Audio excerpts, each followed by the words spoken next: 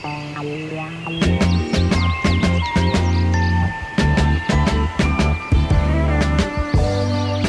I'm Melanie. And I'm Corey. And welcome to Love 'em and Lead 'em. Lessons and laughs with the ladies of Dog Training Camp USA. In this podcast, you'll take away proven and practical dog training advice with plenty of stories and laughs along the way. Join us as we share our experience from the kennel and from life. With that, let's sniff our way into this episode.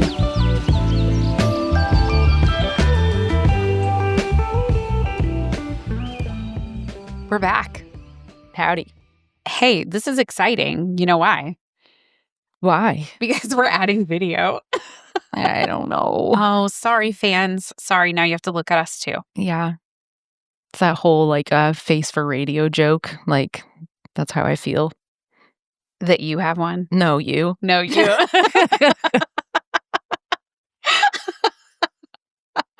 Well, I was just going to say, I think you wore the best shirt possible today. Oh, yeah. So for those of you that are listening, Melanie has a black shirt on and it says crusty white dog and it has 5 pictures of crusty white dogs. I don't even think you need to describe it. I think everybody, when you say the words crusty white dog, can pretty much summon that. It's fantastic. Can we just give a shout out to my personal favorite crusty white dog?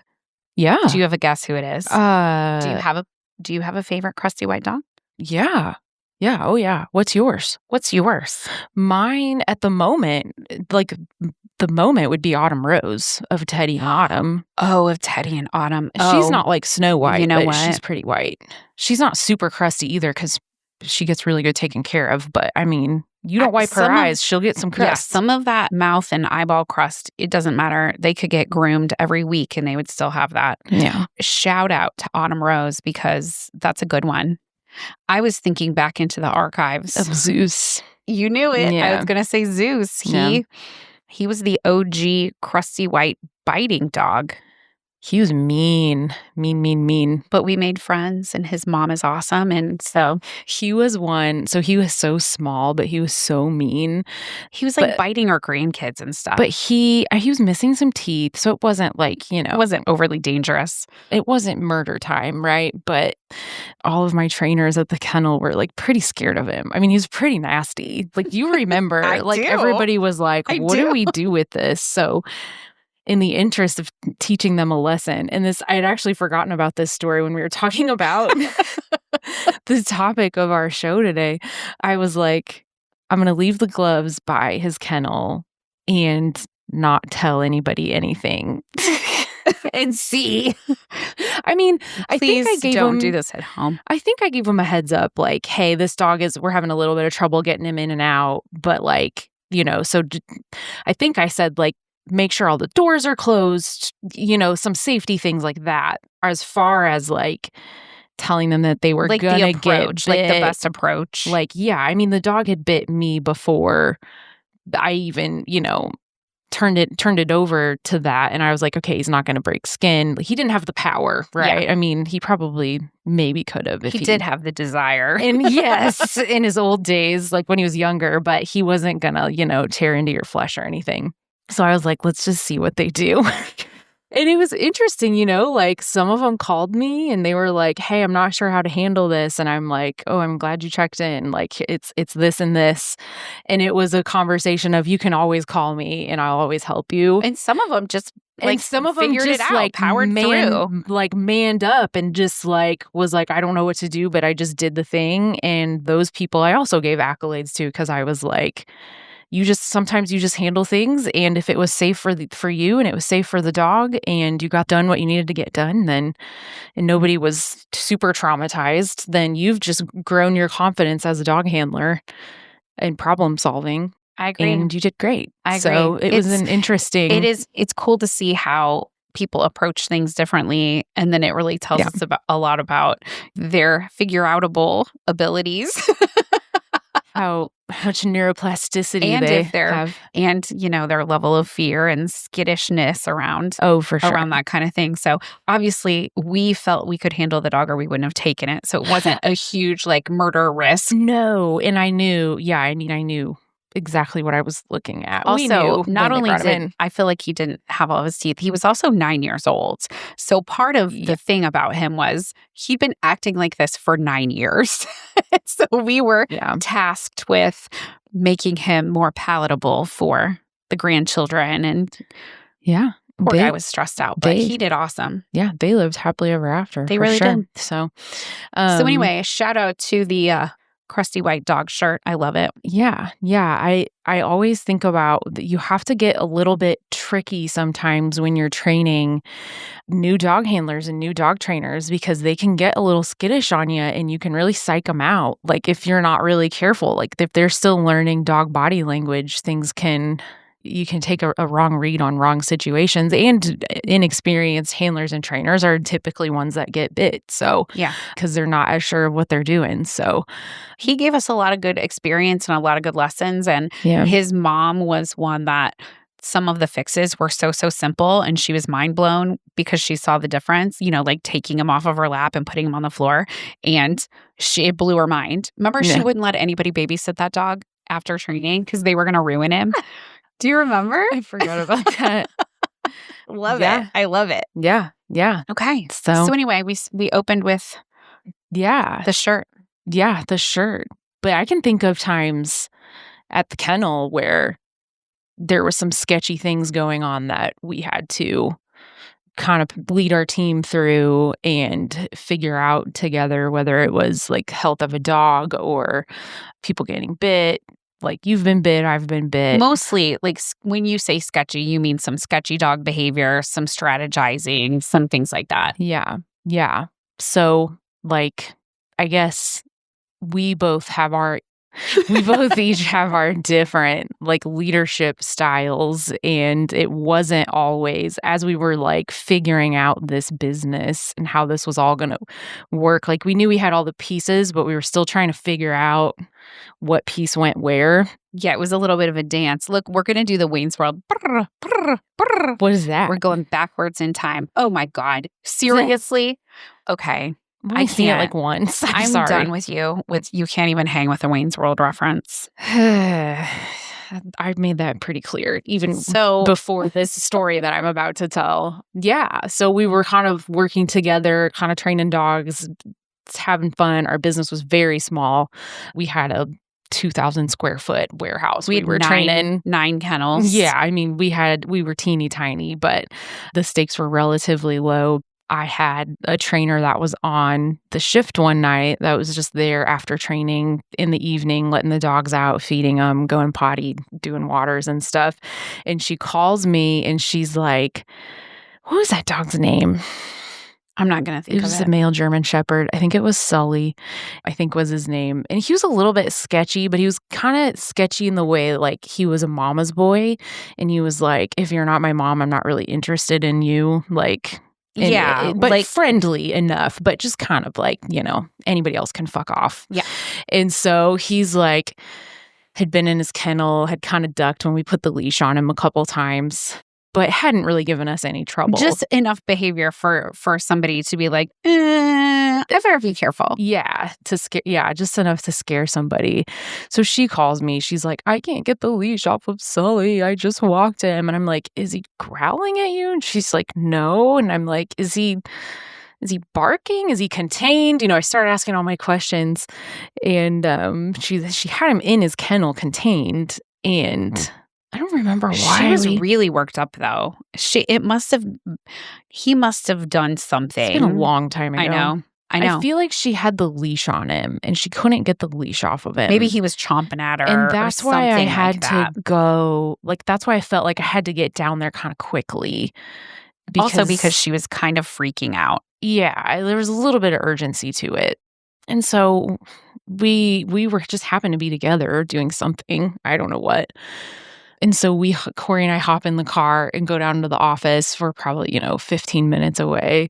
Mel's got on her serious pants. So I'm like, what is going on? And my trainer in there was like, here's what he did. And I look through the window at the dog. We're looking through a window and out into the kennel area, and we're in a separate area of the building. I'm like, he doesn't look that pissed off to me. But she was worked up, She was so worked up that I was like, if they've been sitting here staring at each other for 15 minutes that it took me to get down here. And like, she's shaking and all worked up. He might be pretty, like, screwed. He was not looking agitated, but we felt like the situation lent it to him being agitated. It's true. It's true. I mean, I don't remember what you were like, you put on your series. I was in the army pants and you looked at me.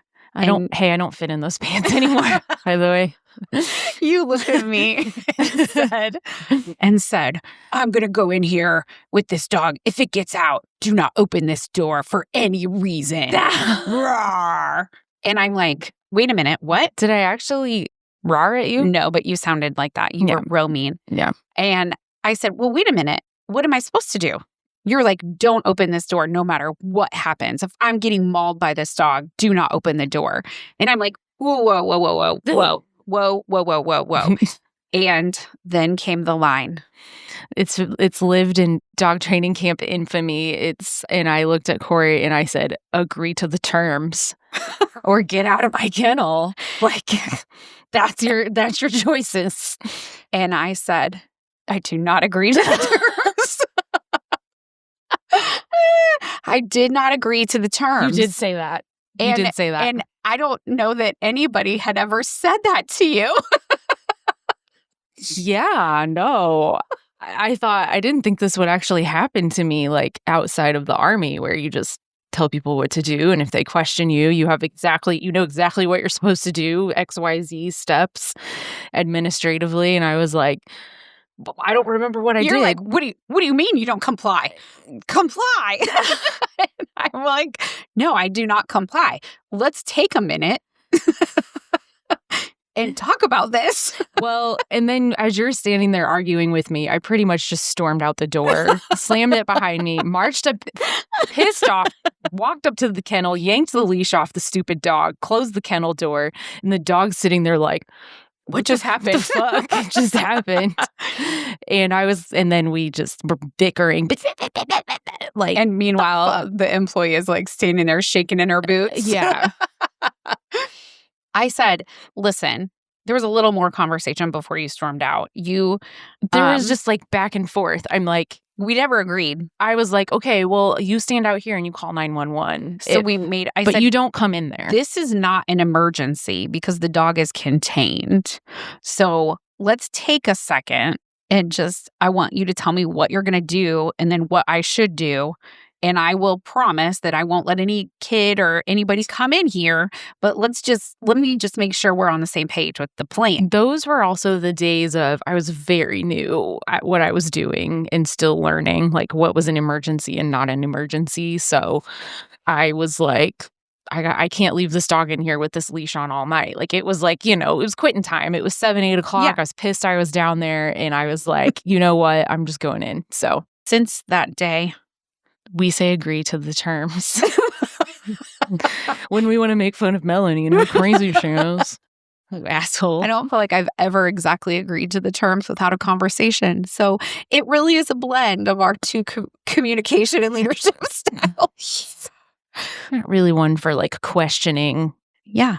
Well, I mean, how was it in the military? I mean, what? Like, you earned somebody's trust by not being an asshole to them if you were their boss, and then you trusted that by doing that. Well, at least this is how I did it and how I kind of do it now. You do that by, then when it's time to tell them to do something, they're going to be like, boss told me to do it, I'm going to go do it.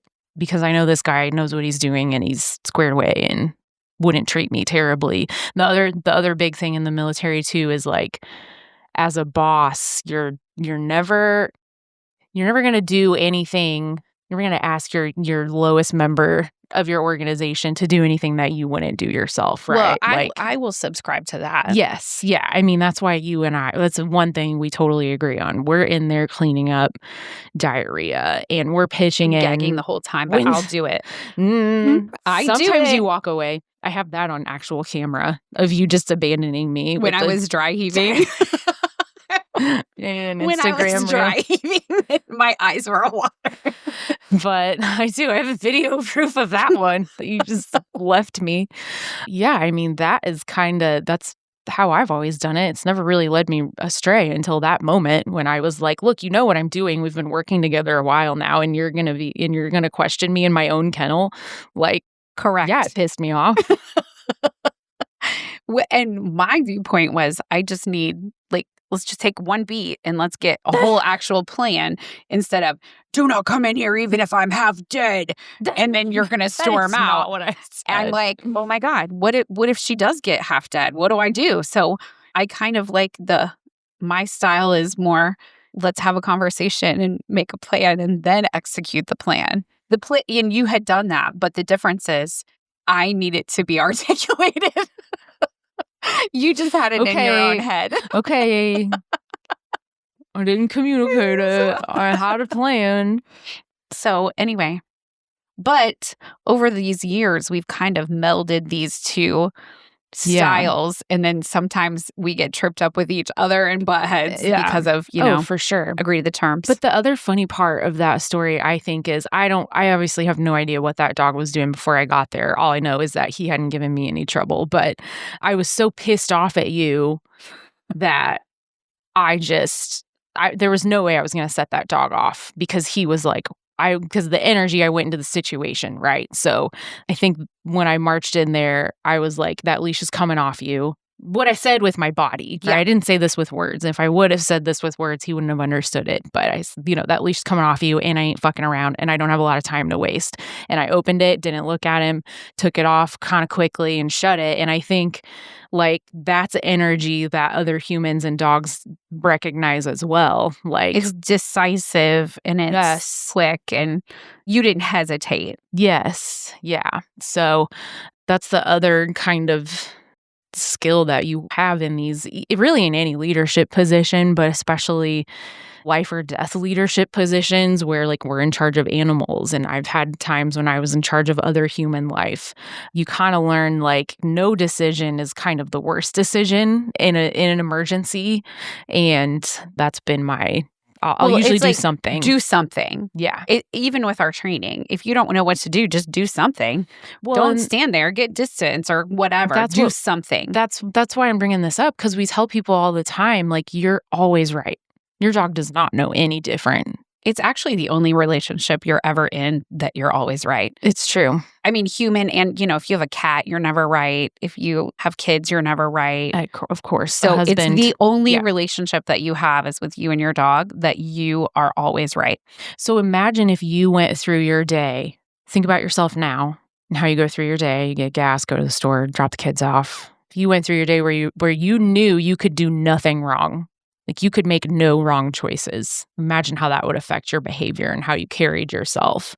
And I don't want you to do that. Obviously, there's some risk. I'm going to do that. You already pretty much do that. I think that's where the secret sauce is. Whether you're connecting with humans, you're in charge of humans, or you just are trying to improve your relationship with your dog at home. It resonates with dogs, that confidence and that decisiveness. I'm not wishy-washy. I'm just going to tell you what to do. Yeah, fortitude, So I can think of a ton of clients that we've helped kind of find some inner strength that they didn't know they had before, because they fixed this super frustrating problem with their dog just by standing up straighter.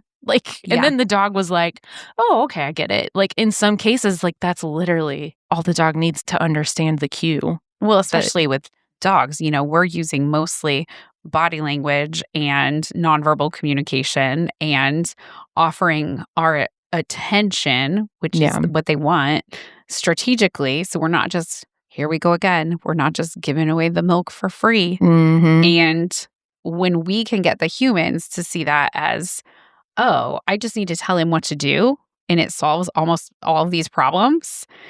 Oh, well, I could do that. I could be a leader, because they see it make a difference in their dog's behavior and their dog's anxiety and whatnot. When there's no clear leader, there's tons of problems. It's pervasive. It's not just dogs. dogs need a leader, but humans need a leader. If there's no leader in the family or somebody that takes charge, the family doesn't know what to do. Same as work, same as business, as everything. Well, I remember, this reminds me of a story. Oh, geez. This has been like 4 years ago or more, when it was kind of around pandemic time. The business was like struggling so freaking bad. Like, we had no money, we had no dogs in the kennel, we were all jacked up.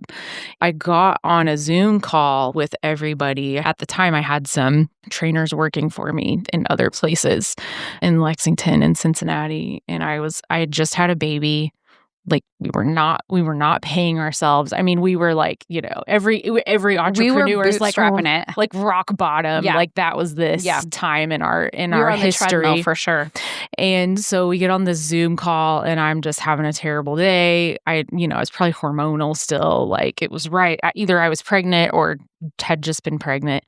And I was like, you guys, we're doing everything we can. I know there's no business. Like, we had some people on the payroll that had young kids, and oh my God, it was a terrible time.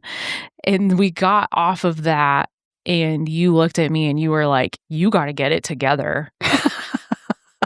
You just probably scared the shit out of our whole team because of how like bad you were on that call. And I was like, oh my God, like, what did I do? You were exactly right. I was like, I had no business talking like that to the entire team, but it just like got to me. So that's like a leadership lesson too. Like, that was way down the road in my career, and it was like kind of the lowest of the low mistakes that you make along the way. It's hard for us as the business owners to stuff that down a little bit and put on the brave, I'm a leader, everything's going to be okay face when you don't feel like it's going to be. Mm-hmm.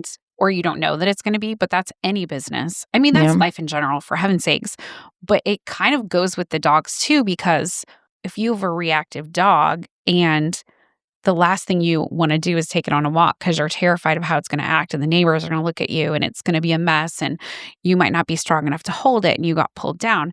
So you have two choices. You do it scared and show the dog that you don't know what you're doing, or you fake it till you make it and you put on your big girl pants and you go and you act confident, and the dog is going to respond accordingly. So, I mean, we teach that all the time to our clients, but sometimes it's hard. You can't do it all the time. So you got to take a minute to get it together. No, yeah, you absolutely do. And I just remember how mad I was at myself, because I was like, I would never talk to my soldiers like that. Like, I know better. It just, the emotions of the situation had definitely gotten the best of me. And I know it happens to everybody, but that's where I think this gets to be such an interesting conversation, because the lines are constantly blurred in the human and the dog part of this, where it's like, we're telling the young mother that, like, hey, your nuisance dog behavior is kind of just like this nuisance behavior that your toddler does. And they're like, ding, okay, I know exactly what to do. Oh my gosh, I never thought of it that way. Yeah. So I think from a leadership perspective, a lot can be gleaned from our method of training. And sometimes it's appropriate to fake it till you make it. It absolutely is. And sometimes it's appropriate to... Probably what I needed in that situation was give myself some grace and take a break and take care of myself. We should have rescheduled that Zoom, and you should have gone had a real good cry. Yeah. We could have maybe a margarita. We Something, can regroup. Something. But that the other part of that too that's interesting, and again, we're kind of speaking business wise, because we're dog trainers, but we're running this thing. So there's a lot of moving pieces. You kind of let it all hang out in that instance, and you did it in a way that I know did not, build confidence in us. But now, we're having a Friday meeting and we're letting it all hang out, and we're doing it all in a very different way. Yeah. So we're taking our team and we're giving them responsibilities that they have to come and report back to us on things. We're taking their input.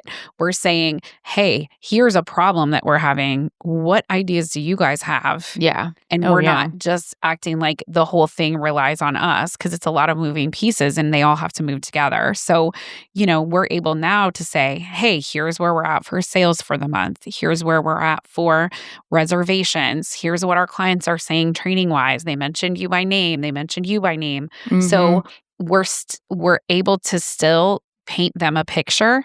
Yeah. It's the exact same information, but how we've painted the picture over the years has become very different. Oh, yeah. But it's the exact same information. Yeah, technically. Because we'll say maybe the phones are slow. Well, the phones are slow. Historically, during this time frame, this is what's going on. Right now, this is what's going on. Here's what we're doing about it.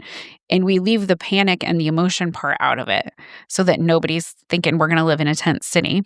Yeah, tent city is the quote that you use about my old freaking out. There's no dogs in the kennel. And I would call Corey and be like, well, I saw the perfect tent city I'm moving into downtown today. I'm losing everything. I'm moving into a tent They're city. They're going to take my house. It's Mel, going to be a thing. I have a lot of sayings from you. Well, I have a lot of sayings from you too, dumbass. Yeah. Oh, man. That's hilarious. I wonder whatever happened to that German Shepherd. I don't know. We never heard from him again. He was a mama's boy. That was the same German Shepherd where the lady came through on his birthday and fed him a blizzard.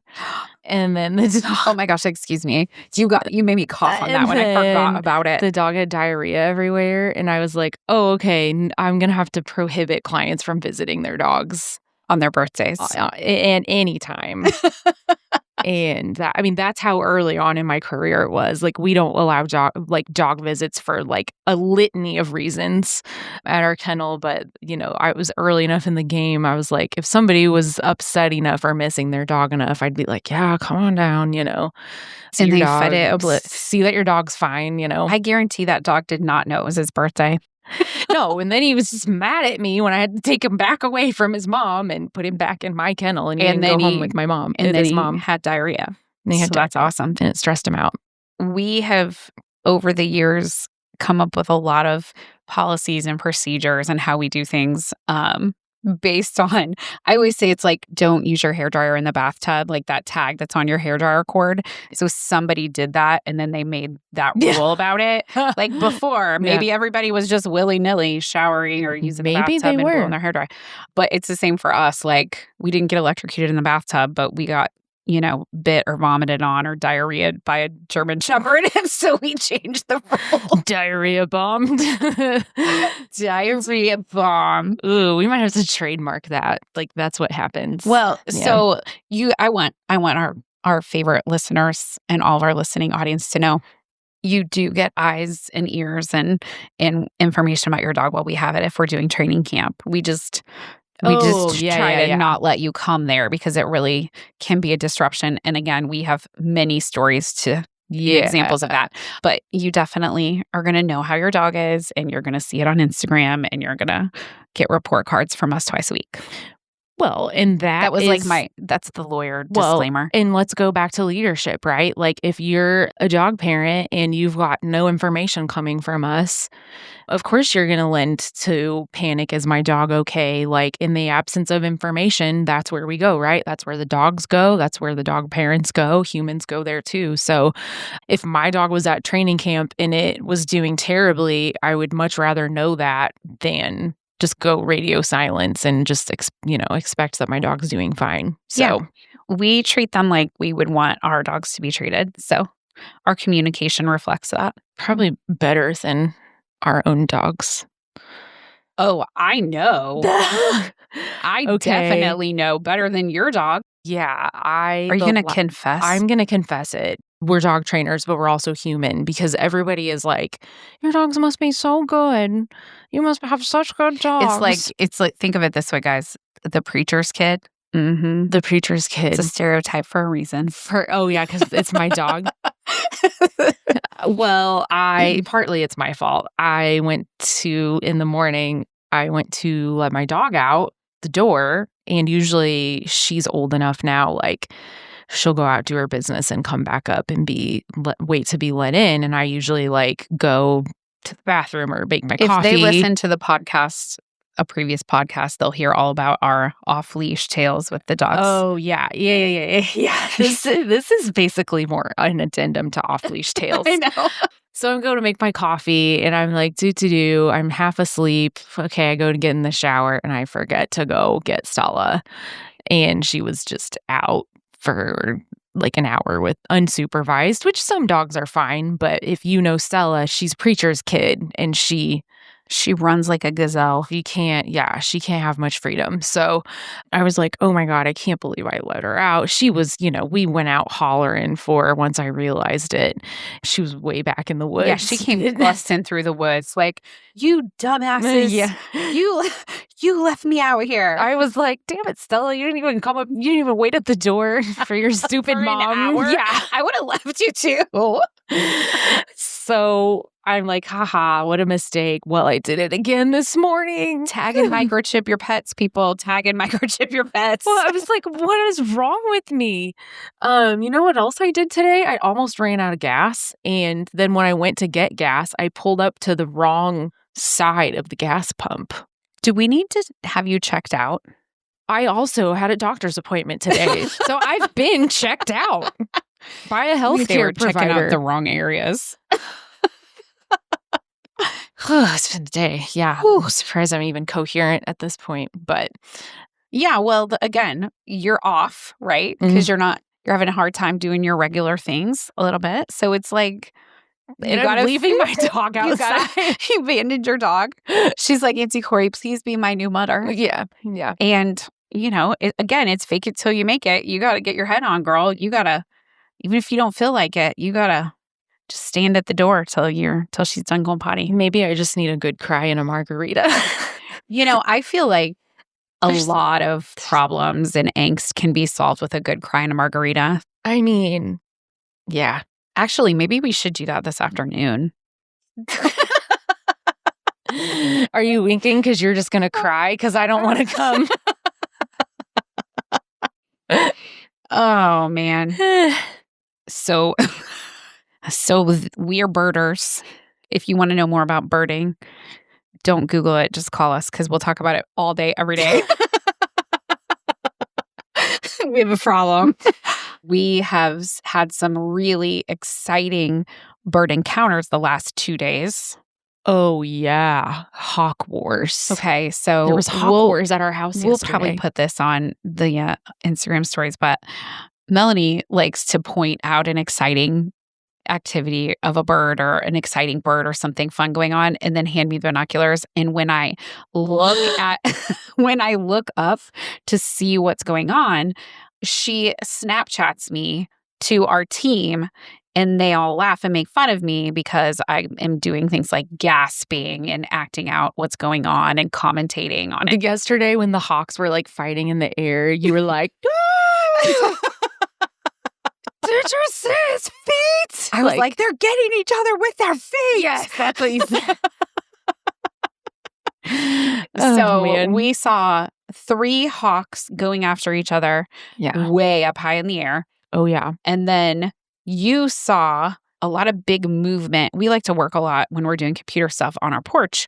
Yeah. And there was something big going on, a kerfuffle of sorts down in the woods. Oh, yeah. There's a hawk's nest, like right close to where we live. I think it's a nest. We're pretty sure. We're watching it pretty closely. Also, we think the summer tanagers are back. That's my gateway bird. Yes, Corey's gateway bird. Also kind of my gateway bird, too, because I had the same reaction where you like saw it and you were like, that's a weird looking cardinal. And then when you pointed out to me, I was like, oh, yeah, this is weird. I got to know everything about this. I'm literally obsessed now. So then today, you've been seeing this bird, but I haven't. And it's become a bit of a bone of contention because number you don't 6. Call for me when you see it. You just come in and you're like, I saw a bald eagle.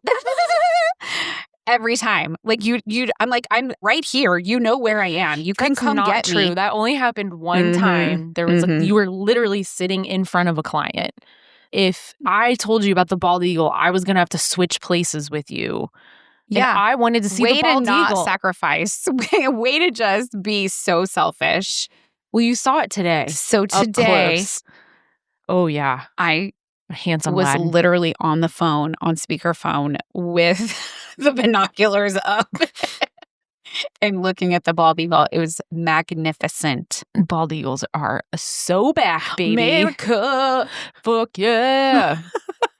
What other? I did see a yellow rumped warbler yesterday. You did? And those are my favorite of the rump colors. We were in a bank meeting together. We were in a bank meeting. And the banker started like saying something. I was like, I'm not listening to this. And I just marched off with my binoculars and found the yellow rumped warbler. And it was like a bank meeting, like, you know, they were like, you want how much money? You can put your house up as collateral. Yeah. Fuck off, ladies. Like one of those types of bank meetings. And that was when that was like the yellow rump warbler just appeared to me. I'd like to point out again, you just left me. You left me to go find a bird, which was probably more fun than what I was doing. I had another bird incident yesterday as well. And I was at an amazing workshop with the St. Matthew's Chamber and my friend Shane Shaps, who runs Big Voice Social, and she is an amazing content creator for businesses. And all this to say, I was sitting in a classroom at Sullivan University, and there was a lot of pecking going on. It's pecking sounds. And I was like, what is that? About 25 people in there. Don't make a joke. And I turn around, and there is a Canada goose, whatever. And it is pecking at the window, biting the window over and over and over and over. It sounded like a jackhammer on the window glass. And the guy from Sullivan goes, oh, sorry, everybody. Don't mind him. That's just Bruce. So hell yeah. In 2 days, we've had a lot of bird encounters. It's really, spring has sprung and they are active, baby. It is exciting. It's an exciting time to be a birder. It is. We saw the purple martins a couple weeks ago out at Bernheim. We've got 2 hummingbirds at home. Oh, yeah. The hummingbirds are You saw pileated woodpecker yesterday afternoon. Oh, yeah. Me and him were just palling. A lot of pecking going on. Yeah. Yeah. We should say that since the word is kind of out that we're birders, right? Here's what I think we should say about this and why we feel like it's applicable to talk about at our podcast and during dog business is because like we feel so connected to nature and things around us and we're paying attention, vibrating on the same frequency as our dogs, and paying attention to nature is good for you. And to me, like this, like PTSD standpoint, like if I'm having a terrible day up here, it's something like I can go outside and hear the birds and my nervous system knows that there's no danger, like primitively. And then it's such a good, just like grounding. It takes you floating out of your body and puts you back in, and you're in the moment and there's that bird there and you focus on that. So it's been a really therapeutic thing for me. And if anybody wants to get into it, we will show you how, because I do think birds and dogs and caterpillars and all the other critters, they all know things we don't. So if we just watch them and pay attention to them, we'll know those things too. I agree with everything you said, except for I feel like maybe you and Stella aren't vibrating on the same wavelength. Daughters, am I right? Oh, yeah. We love to share birding. So just holla if you want us to teach you about a little birding. We're no experts, but we have been learning along the way. We're no experts, but we're pretty passionate about it. We're no experts. What we lack in education, we make up for in enthusiasm. Yeah, there's a Corey line. If I ever did have one. All right. We'll catch you next time, guys. Catch you on the flip. Thanks for listening to this episode of Love 'Em and Lead 'Em. If you want to hear more, be sure to check us out every other week on Spotify, Apple, iHeart, or wherever you get your podcasts. Please be sure to follow us on Instagram at Dog Training Camp USA Louisville and check out our website at dogtrainingcamplouisville.com for more information on our training and other services. If you need help with your dog, don't hesitate to reach out. You can find our contact details in the show notes. We'll smell you later.